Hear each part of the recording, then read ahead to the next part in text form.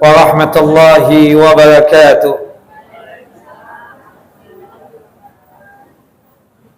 Alhamdulillah alladzi bi ni'matihi tatimmus shalihat, wa usalli wa usallim ala nabiyil karim Muhammad bin Abdullah wa ala alihi wa sahbihi wa man tabi'ahu ila yaumiddin. ولقد قال الله تعالى في القرآن العظيم شهر رمضان الذي أنزل فيه القرآن هدى للناس وبينات من الهدى والفرقان فمن شهد منكم الشهر فليصم. وقال النبي صلى الله عليه وسلم من حديث أبي هريرة رضي الله عنه من صام رمضان إيمانا واحتسابا غفر له ما تقدم من ذنبه ومن قام رمضان إيمانا واحتسابا غفر له ما تقدم من ذنبه ومن قام ليلة القدر إيمانا واحتسابا غفر له ما تقدم من ذنبه. أما بعد فبشرح لي صدري ويسر لي أمري wahlul 'uqdatam min lisani yafqahu qawli. Allahumma anfa'na bima 'allamtana wa 'allimna ma yanfa'una wa zidna 'ilma. Allahumma a'tiq riqabana minan nar. Allahumma ballighna lailatal qadri. Allahumma taqabbal minna innaka antas samiul 'alim. Ikhwani wa akhawati fid din, a'azani wa a'azakum Allah. Bapak dan Ibu yang dimuliakan oleh Allahu Jalla wa Ala, Majlis Ta'lim Masjid Hidayah yang sedalam lindungan dan penjagaan Allahu Jalla wa Ala. Alhamdulillah, pada hari ini kita sudah masuk di hari yang kelima dari bulan Ramadan 1446 Hijriyah, yang dimana kita berusaha semaksimal mungkin dan seoptimal mungkin untuk lebih menggiatkan beramal dan beribadah untuk Allah Jalla wa'ala, lebih bersemangat lagi untuk melaksanakan ketaatan kepada Allah Jalla Jalaluh, karena Allah Jalla wa'ala memerintahkan kepada kita, khususnya pada saat melaksanakan ibadah puasa, itu betul-betul dengan penuh keimanan, keyakinan yang mantap, iman yang sangat luar biasa kepada Allah Jalla Jalaluh, sekaligus yakin bahwasannya puasa yang kita kerjakan ini punya nilai yang sangat luar biasa di sisi Allah Jalla Jalaluh. Kata Nabi kita Muhammad sallallahu alaihi wasallam di dalam satu hadis yang sahih, hadis dari Abu Hurairah radhiyallahu an, hadis yang dikeluarkan oleh Al-Imam Al-Bukhari dan Muslim, man shama ramadhana imanan wa ihtisaban ghufira lahu ma taqaddama min dhanbi. Barang siapa yang sanggup untuk melaksanakan ibadah siam Ramadan penuh dengan keimanan.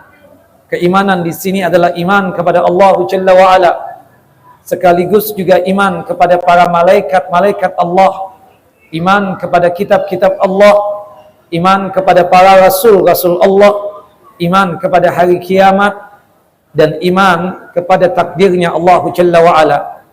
Sekaligus juga dengan penuh keimanan kita meyakini bahwasannya orang yang berpuasa tersebut mendapatkan pahala yang sangat luar biasa di sisi Allah Jalla Jalaluh.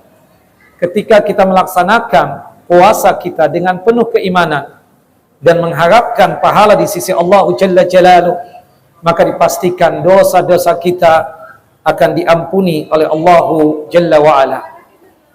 Bapak dan Ibu yang dimuliakan oleh Allah Jalla wa'ala, pada hari ini kita akan berbicara tentang tingkatan orang yang berpuasa. Kalau menurut para ulama, tingkatan orang yang berpuasa tersebut menjadi 3 bagian. Yang pertama adalah tingkatan orang yang awam, yang sebatas menahan lapar dan dahaga saja dan menahan syahwatnya. Artinya secara fikihnya puasanya itu sah.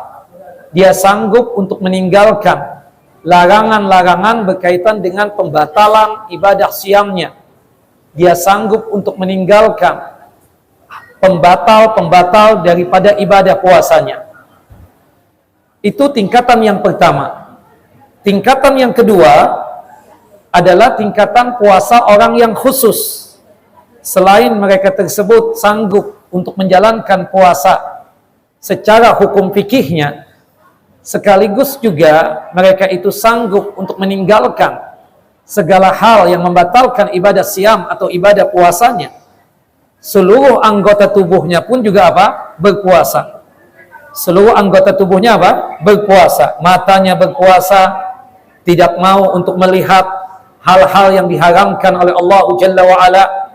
Telinganya pun juga berpuasa, tidak mau untuk mendengar perkataan-perkataan atau cerita-cerita yang di dalamnya ada kemaksiatan. Kemudian lisannya juga berpuasa, dia tidak mau dusta, tidak mau untuk ghibah, tidak mau melakukan fitnah melalui lisannya. Yang jelas lisannya pun juga berpuasa. Termasuk jari jemarinya pun juga berpuasa. Dia tidak mau untuk posting sesuatu yang di dalamnya ada maksiat, ada perbuatan dosa. Yang jelas, puasanya tersebut tidak hanya sekedar berpuasa dari sudut pandang fikihnya saja, meninggalkan hal-hal yang membatalkan ibadah puasa, tetapi juga seluruh anggota tubuhnya juga apa? Berpuasa. Nah, itu puasanya orang yang khusus. Nah, ada lagi yang ketiga, yaitu puasanya orang yang khusus lagi khusus. Artinya orang tersebut memiliki tingkatan puasa yang lebih khusus lagi. Selain dia tersebut berpuasa secara hukum fikihnya, sanggup untuk meninggalkan segala hal yang berbau pembatal-pembatal puasa, sekaligus juga anggota tubuhnya juga berpuasa, sekaligus juga dia sanggup untuk menahan dirinya dari keinginan-keinginan yang buruk, yang jelek, yang dapat menjauhkan dia dari Allahu Jalla Jalaluh. Maka oleh sebab itu, Bapak dan Ibu yang dimuliakan oleh Allahu Jalla wa'ala, kita pada tahun ini berpuasa Ramadan tidak hanya sekedar puasanya itu sekedar menahan lapar dan haus saja. Kata Nabi kita Muhammad sallallahu alaihi wasallam, betapa banyaknya orang yang berpuasa, tapi puasa yang dia lakukan tidak lain yang dia dapatkan hanya sebatas mendapatkan ju' wal atas, yaitu sekedar mendapatkan lapar dan dahaga saja. Kita ingin mendapatkan pahala yang luar biasa dari Allah Jalla Jalaluh, karena kita tahu ibu-ibu yang dimuliakan oleh Allah Jalla Jalaluh, bahwasannya ibadah puasa ini punya nilai pahala yang sangat luar biasa dibandingkan ibadah-ibadah yang lainnya. Di dalam satu hadis yang sahih, hadis dari Abu Hurairah radhiyallahu an, semoga Allah Jalla wa ala meridai beliau, kullu amal ibni Adam yudha'af, setiap amal ibadah yang dilakukan oleh anak keturunan Adam, setiap amal ibadah yang dilakukan oleh manusia itu berlipat ganda pahalanya, berlipat ganda hasanatnya. Al-hasanatu bi asyri amsalihha. Satu amal kebaikan, apapun amal kebaikannya, entah salat, entah berkaitan dengan sedekah, entah membaca Al-Qur'an, atau sekedar hadir di kajian pada hari ini, minimal yang kita dapatkan, paling sedikit yang kita dapatkan 10 hasanat atau 10 pahala. Tapi itu bisa berlipat ganda dikarenakan rahmat dan kasih sayangnya yang Allah Jalla wa'ala berikan kepada kita. Itu terbilang sampai 700 kali lipat. Ibu-ibu yang dimuliakan oleh Allah Jalla wa'ala, harap tenang, silahkan mengambil makanan, tapi mulutnya jangan berbicara, gerakan-gerakannya jangan sampai mengganggu orang, karena kita sedang mendengarkan ceramah. Yang kita sampaikan adalah ayat-ayat suci Al-Quran dan juga hadis Nabi sallallahu alaihi wasallam. Nah, kemudian qala Allahu azza wa jalla, Allah yang maha perkasa lagi maha mulia berfirman. Berarti menunjukkan bahwasannya ini hadis adalah hadis qudsi. Ya, firman Allah selain Al-Qur'an. Apa bedanya dengan Al-Qur'an? Kalau Al-Quran itu makna dan lafadznya itu dari Allah Jalla wa'ala. Sedangkan hadis qudsi itu maknanya dari Allah Jalla wa'ala, sedangkan lafadznya dari Nabi kita Muhammad sallallahu alaihi wasallam. Kemudian juga berkaitan dengan teknisnya, ya, kalau Al-Quran itu Allah, malaikat Jibril, Nabi Muhammad SAW. Sedangkan hadis qudsi Allah Jalla wa'ala mengilhamkan kalamnya kepada Nabi kita Muhammad sallallahu alaihi wasallam. Kalau Al-Quran kita bawa dalam salat seperti surah Al-Fatihah dan surah setelah Al-Fatihah. Tapi kalau hadis qudsi kita bawa dalam salat kita, maka salat kita apa? Tidak sah. Kalau Al-Quran tersebut, kalau kita membacanya, 1 huruf 10 kebaikan atau 10 pahala. Sedangkan hadis qudsi, insya Allah kita yang membacanya mendapatkan pahala. Nah, pada hadis qudsi ini Allah Jalla wa'ala berfirman, qala Allah azza wa jalla, Allah yang maha perkasa lagi maha mulia berfirman, illa sawma, kecuali ibadah puasa. Ibadah puasa itu punya nilai pahala yang sangat luar biasa. Pahalanya itu lebih daripada 700 kali lipat. Kenapa? Dikarenakan 2 alasan. Alasan yang pertama, fa innahu li wa ana ajzi bihi. Karena ibadah puasa tersebut untukku, kata Allah, dan aku sendiri yang membalasnya. Ibu-ibu dan bapak-bapak yang dimuliakan oleh Allah Jalla wa ala, untuk ibadah-ibadah yang lainnya yang bertugas untuk mencatat pahala amalan kita adalah malaikat pencatat amalan. Sedangkan ibadah puasa langsung Allah Jalla wa'ala yang memberikan pahalanya. Itu yang membuat nilai ibadah puasa pahalanya sangat luar biasa dibandingkan ibadah-ibadah yang lainnya. Alasan yang kedua, kenapa ibadah puasa itu punya nilai yang luar biasa dibandingkan ibadah-ibadah yang lainnya? Karena di dalam ibadah puasa itu ada kesabaran. Bahkan ada 3 kesabaran. Sabar itu kan ada 3. Yang pertama, as-sabru fi ta'atillah, sabar di dalam ketaatan kepada Allah Jalla wa'ala. Seperti, ya, tenangnya kita untuk mendengar kajian ini dalam rangka untuk menjalankan ketaatan kepada Allah Jalla wa'ala. Patut kiranya kita untuk bersabar. Sabar yang kedua, as-sabru an ma'siyatillah, sabar meninggalkan maksiat, sabar meninggalkan perbuatan dosa. Dan yang terakhir adalah as-sabru 'alal masaib, sabar terhadap musibah yang diujikan kepada kita. Nah, ibadah siam mengumpulkan 3 ibadah ini, 3 kesabaran ini, dan pahala orang yang bersabar sangat luar biasa. Sebagaimana yang disebutkan oleh Allah Jalla wa'ala dalam surah Az-Zumar, surah yang ke-39, ayat yang ke-10. Innama yuwaffa as-sabiruna ajrahum bighairi hisab. Hanyalah orang-orang yang bersabar yang mendapatkan pahala tanpa dibatasi oleh hitungan tertentu. Unlimited. Tidak dibatasi oleh bilangan tertentu. Itu yang membuat ibadah puasa ini punya nilai yang sangat luar biasa pahalanya di sisi Allah Jalla wa'ala dibandingkan ibadah-ibadah yang lainnya.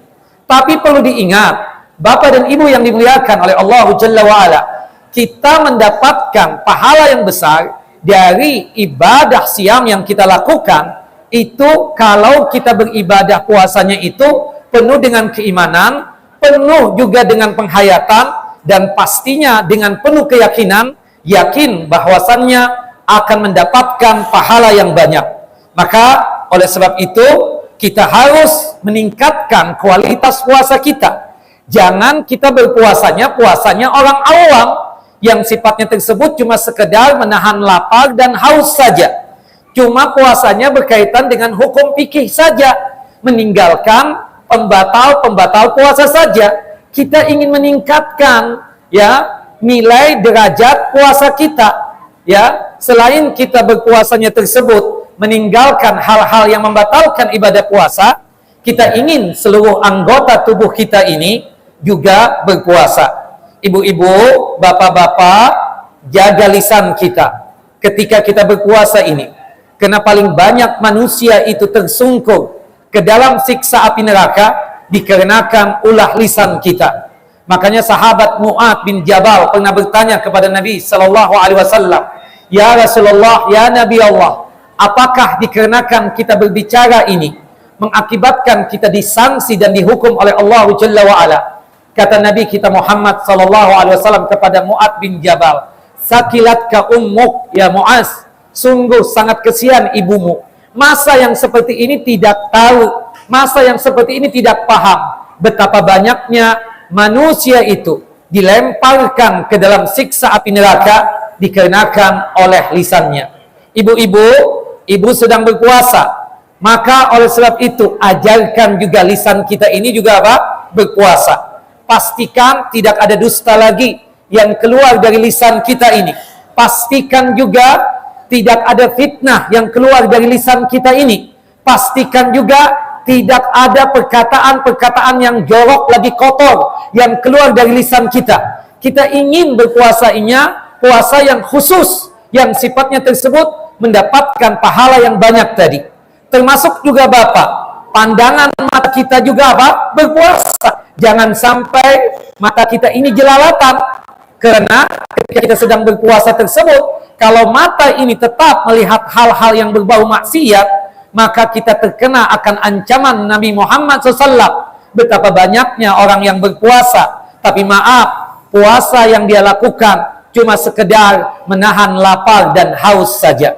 Begitupun juga ibu-ibu yang dimuliakan oleh Allah Jalla wa Ala, telinga kita ini hendaknya juga apa? Berpuasa. Pastikan dalam kondisi berpuasa ini kita tidak mau lagi untuk mendengar perkataan-perkataan yang tidak bermanfaat buat diri kita. Kita tidak mau lagi mendengar cerita-cerita yang mengakibatkan kita jatuh ke dalam dosa.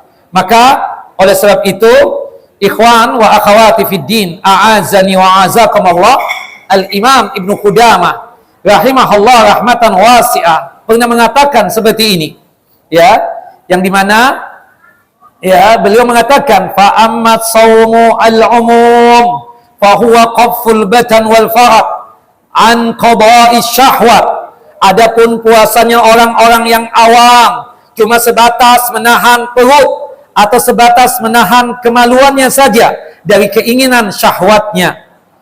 Wa amma sawmul khusus fa huwa qaffun nadhar wal lisan wal yad wal rijli was sam'i wal basar was sa'iril jawarih anil atham.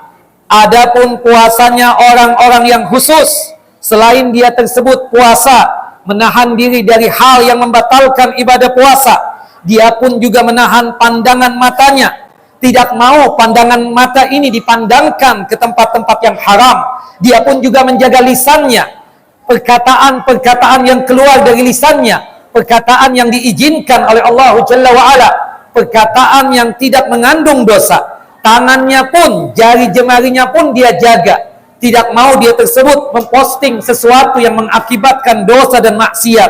Kedua kakinya pun juga dia langkahkan ke tempat-tempat yang baik seperti masjid atau rumah Allah ini untuk melaksanakan salat berjamaah di masjid ini. Begitupun juga pendengarannya, penglihatannya, dan seluruh anggota tubuhnya dia betul-betul jaga, tidak mau terjatuh ke dalam perbuatan maksiat. Wa amma sawmul khususul khusus fa huwa sawmul qalbi anil himami ya ad-dani'ah wal afkar al-mub'idah anillahi ta'ala, al-muba'ida anillahi ta'ala, wa kaffuhu amma siwallahi ta'ala bil kulliyah. Nah, adapun puasanya orang yang khusus, lagi khusus, kata beliau, adalah puasanya hati. Hati ini dijaga, jangan sampai ada suudzon, ada berburuk sangka terutama kepada Allah Jalla wa'ala, termasuk puasa hati dari keinginan-keinginan yang mengakibatkan dia tersebut jatuh ke dalam kehinaan atau dosa, serta pikiran-pikiran yang dapat menjauhkan dirinya dari Allah Jalla wa'ala, serta menahan dirinya secara total dari sesuatu selain Allah Jalla wa'ala. Maka oleh sebab itu, Bapak dan Ibu yang dimuliakan oleh Allah Jalla wa'ala, renungkanlah firman Allah Jalla wa'ala berikut ini, yang termaktub dalam surah Al-Baqarah, surah yang kedua, ayat 183. Ya ayyuhalladzina amanu, wahai orang-orang yang beriman. Dikatakan oleh sahabat yang mulia Abdullah ibnu Mas'udin radhiyallahu an, ketika Allah Jalla Jalaluh memanggil kita dengan sebutan wahai orang-orang yang beriman, berarti Allah Jalla wa'ala telah memuliakan kita, berarti Allah Jalla wa'ala telah menghormati kita, berarti Allah Jalla wa'ala telah mengagungkan kita. Maka oleh sebab itu, kata sahabat yang mulia Abdullah ibnu Mas'udin radhiyallahu an, ketika Allah Jalla wa'ala memanggil kita tersebut, hadirkanlah hati kita untuk Allah Jalla wa'ala, dan hadirkan juga pendengaran kita untuk Allah Jalla wa'ala, dikarenakan pada saat Allah Jalla wa'ala memanggil kita, ada satu dari dua hal yang ingin disampaikan oleh Allah Jalla wa'ala. Imma perintah yang wajib untuk kita laksanakan, wa imma larangan yang wajib untuk kita tinggalkan. Pada ayat ini Allah Jalla wa'ala memerintahkan kita yang artinya wajib untuk kita laksanakan, yaitu melaksanakan ibadah siam. Kutiba alaikumus siam, telah diwajibkan atas kita untuk melaksanakan ibadah siam atau ibadah puasa penuh dengan keimanan dan tentunya mengharapkan pahala di sisi Allah Jalla wa'ala. Dan tentunya orang-orang yang beriman tersebut adalah orang-orang yang sanggup untuk melapangkan kalbunya dan hatinya serta pikirannya, siap untuk menerima apapun perintahnya Allah, siap untuk menerima apapun larangannya Allah Jalla wa'ala untuk dia tinggalkan. Orang-orang yang beriman tersebut adalah orang-orang yang sanggup untuk melaksanakan perintah Allah Jalla wa'ala. Salah satunya adalah ibadah siam. Ibadah siam yang tidak hanya sekedar meninggalkan hal-hal yang membatalkan ibadah puasa saja, tidak hanya sekedar masalah fikihnya saja, tapi betul-betul anggota tubuhnya melaksanakan ibadah siam dengan cara meninggalkan perbuatan maksiat, termasuk kalbunya, hatinya tersebut jauh dari keinginan-keinginan untuk melakukan perbuatan maksiat dan perbuatan durhaka kepada Allah Jalla wa'ala. Kama kutiba 'alal ladzina min qablikum, sebagaimana umat-umat terdahulu juga diwajibkan untuk melaksanakan ibadah puasa. Siapa mereka? Mereka yang sudah meniti jalan untuk menggapai ridhonya Allah Jalla wa'ala dengan penuh kesusahan dan kesulitan, sehingga mereka tersebut mendapatkan ridho ilahi. Mereka itulah para anbiya, para nabi. Mereka itulah as-siddiqin, orang-orang yang jujur dan benar dalam masalah keimanan. Mereka itulah as-syuhada, orang-orang yang dinyatakan mati syahid. Mereka itulah orang-orang yang soleh. Patut kiranya Bapak dan Ibu kita mencontoh puasa yang dilakukan oleh mereka tersebut. Jangan sampai puasanya kita tersebut pada tahun ini sama saja dengan puasa kita di tahun-tahun yang lalu. Puasanya orang yang awam, yang cuma sekedar menahan lapar dan haus saja. Kita ingin pada tahun ini khusus yang kita dapatkan dalam puasa kita, seluruh anggota tubuh kita berpuasa, dan hati kita pun bahkan melaksanakan ibadah siam tersebut. Dalam artian siam di sini maksudnya meninggalkan perbuatan dosa dan perbuatan maksiat. Jadikanlah Ramadan tahun ini betul-betul menjadi madrasah, menjadi sekolahan buat kita untuk mendidik diri kita ini agar sanggup untuk meninggalkan perbuatan maksiat, sanggup untuk meninggalkan perbuatan dosa, dan sanggup untuk meninggalkan perbuatan durhaka kepada Allah Jalla Jalaluh.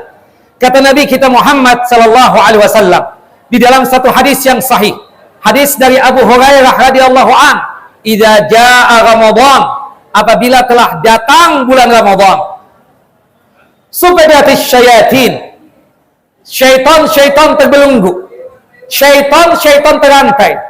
Syaitan itu dipersulit jalannya untuk menggoda manusia. Wa futihat abwabul jinan. Pintu-pintu surga yang berjumlah 8 dibuka lebar-lebar oleh Allah Jalla wa Ala. Wa ghulikat abwabun niran. Pintu-pintu neraka yang berjumlah 7 ditutup rapat-rapat oleh Allah Jalla wa Ala. Fayunadi munadin. Kemudian ada yang memanggil kita. Ya baghil khair. Wahai orang-orang yang suka melaksanakan kebaikan. Wahai orang-orang yang suka melaksanakan ketaatan. Aqbil. Terimalah Ramadan ini dengan penuh sukacita. Jadikanlah Ramadan ini untuk menabung pahala sebanyak-banyaknya. Jadikanlah Ramadan ini untuk menggapai ridha ilahi. Wa ya baghiyasyah, wahai mereka yang suka maksiat, yang matanya masih maksiat, telinganya masih maksiat, lisannya masih maksiat, jari-jari jemarinya masih maksiat. Aksir, tinggalkanlah perbuatan kemaksiatan kalian, bertaubatlah kepada Allah Jalla wa Ala taubatan nasuha. Kenapa ya Rasulullah? Fa inna lillahi utaqa'a minan nar wa dzalika kulla lailatin.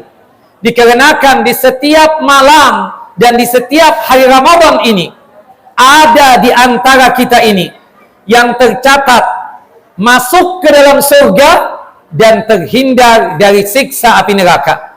Makanya pada pertemuan kita yang lalu, salah satu doa yang kita ajarkan adalah Allahumma a'tiq riqabana minan nar. Ya Allah, bebaskanlah kami dari siksa api neraka.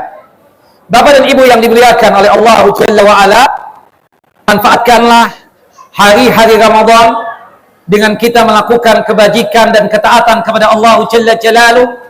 Jangan sia-siakan Ramadan kita di tahun ini. Belum tentu tahun depan kita akan berjumpa lagi. Apalagi kalau kita ini sudah mendapatkan fase yang terakhir. Karena dalam kehidupan kita ini, itu cuma 5 fase.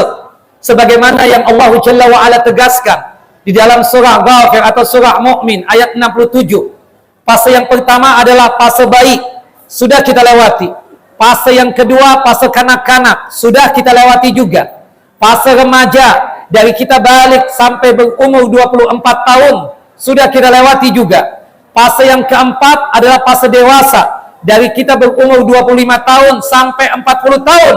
Rata-rata kita, keumuman kita yang hadir pada hari ini sudah melewati itu fase. Dan terakhir ini kita sudah mendapatkan fase yang terakhir, yaitu fase tua, yang artinya setelah ini kita akan dimangkatkan dan diwafatkan oleh Allah Jalla wa Ala. Apalagi kita yang sudah berumur 60 tahun, itu sangat dekat dengan yang namanya kematian. Karena Nabi kita Muhammad sallallahu alaihi wasallam di dalam hadis yang sahih, hadis dari Abu Hurairah radhiyallahu anhu, hadis yang dikeluarkan oleh Al-Imam At-Tirmidzi dan juga oleh Al-Imam Ibnu Majah, a'maru ummati ma baina sittina wa sab'in.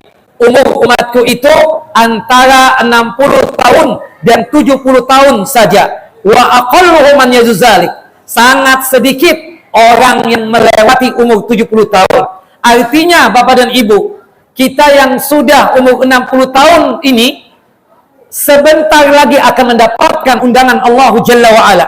Bisa jadi habis kita berbuka puasa ini, bisa jadi besok, bisa jadi lusa, bisa jadi pekan depan, bisa jadi bulan ini, atau bisa jadi tahun ini. Maka oleh sebab itu, ini kesempatan buat kita. Allah masih menganugerahkan Ramadan untuk kita, untuk menabung pahala sebanyak-banyaknya. Jangan sia-siakan Ramadan yang telah anugerahkan kepada kita ini. Jadilah kita ini sebagai hamba yang sanggup untuk beribadahnya, khususnya puasa, sebagai orang khususnya Allah Jalla wa Ala, yang dimana dia berpuasa tidak hanya sekedar meninggalkan hal-hal yang membatalkan ibadah puasa, tapi seluruh anggota tubuhnya tersebut berpuasa, wabil khusus hatinya. Berpuasa di sini tidak lain berpuasa meninggalkan perbuatan maksiat. Mereka inilah orang-orang yang betul-betul mendapatkan kesuksesan dengan mendapatkan gelar ketakwaan, yang dimana hadiahnya yang datang dari Allah Jalla wa Ala sebagai pemenang dan sebagai juara adalah jannah dan surganya Allah Jalla wa Ala, dan terhindar dari siksa api neraka. Wallahu a'lam bissawab. Wasal nabina Muhammad wa ala ali Muhammad kama sallaita ala Ibrahim wa ala ali Ibrahim innaka Hamidun Majid. Subhanakallahumma wa bihamdika asyhadu an la ilaha illa anta astaghfiruka wa atubu ilaik. Assalamu alaikum warahmatullahi wabarakatuh.